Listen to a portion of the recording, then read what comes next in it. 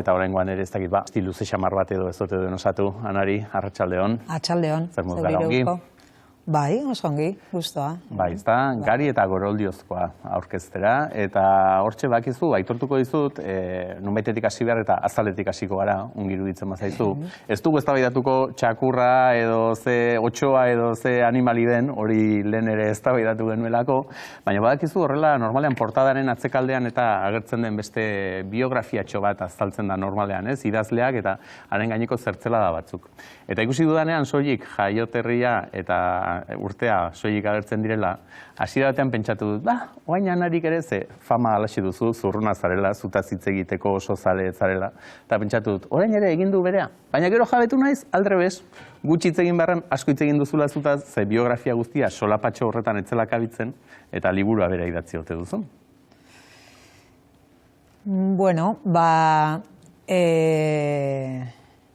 ez da nire erabakia hori dato biografikoak eta, osea, esan edite, hor dato bibliografikoak idazten direla esan diate, beraz, hasiera berri bat da niretzat. Hasiera berri bada. Hasiera berri bada, beraz, zero nago. Baina gero nahiko xetasunak ematen dituzulako zure gainekoak, zezuk esango didazu ez, baina... Dana sinistu. Dana sinistu, ez, badazpadare. Pista batzuk badaude eta pista horiek iruditzen bazaizu aztertuko ditugu, bai?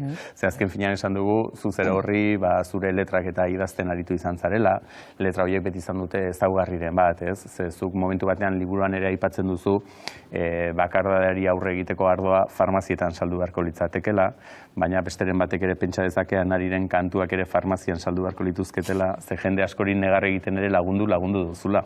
Ze badute hori zure letrek ez da puntu hori norberaren barruko korapioiek askatzeko, eta hortan badira sendagarri ere.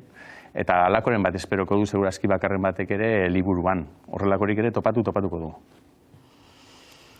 Bueno,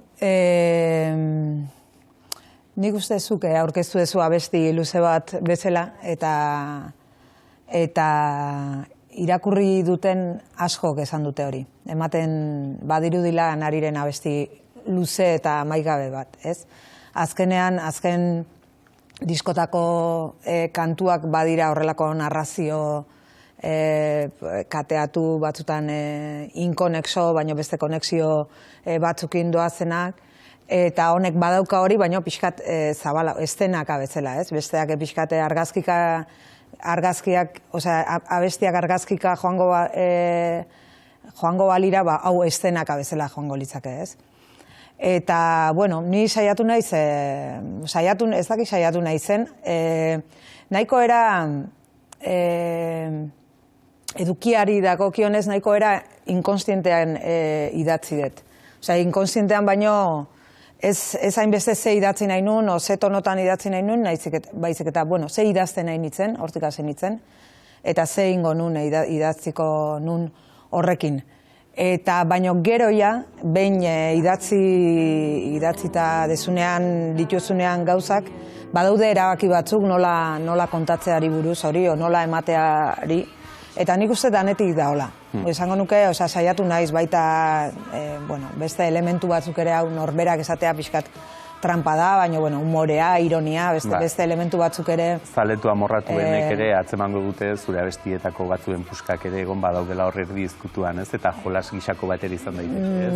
Bai, niretzat horrekin duda egin nun, baina editorekin eta hizketan, badaude biru, esaldiz, badaude testu batzuk bazitoztenak lehendik ari nitzenak idazten da, askotan aipatu izan dut nola letrak destilazio bat ziren gehiago, askoz gehiago idazten nula, eta gero destilatzen nun esaldi baten, ez? Orduan hor daude agian pare bat aldiz, testu haietatik abiatu eta oraindik testu haiei tira. Eta gero nire letratan ere hala da eta gustatzen zait obraren alde batetik kontinuum bat, eta bestetik nahaste bat unibertsoaren dana nahasita etortzeana edo. Ez dakit egun baten engoten moztu eta zerotik zerbait, baino ez dakit, asko gustatzen zait hori. Osea, horrek ematen dit eta bai, gustatzen zait